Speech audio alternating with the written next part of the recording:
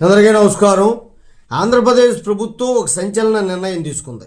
ఏంటి అంటే 13 సంవత్సరాల లోపు పిల్లలు సోషల్ మీడియాను ఉపయోగించడం నిషేధిస్తూ ఒక క్యాబినెట్లో నిర్ణయం తీసుకొని అసెంబ్లీలో మాట్లాడటం జరిగింది. ఇది 13 సంవత్సరాల లేదా 16 సంవత్సరాలకు పెంచి 16 సంవత్సరాల లోపు పెడదామా అన్న నిర్ణయం తీసుకోలేదు. 90 రోజుల్లోగా ఏదో నిర్ణయం తీసుకొని దాని చట్టబద్ధత తీసుకొస్తామని చెప్పడం అనేటువంటిది జరిగింది.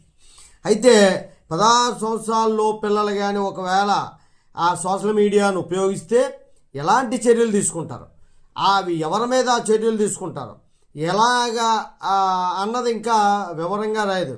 ఓన్లీ ఒక చర్యలు తీసుకుంటాము 16 సంవత్సరాలు లోపు లేదా 13 సంవత్సరాల లోపు అన్నదని చెప్పారు.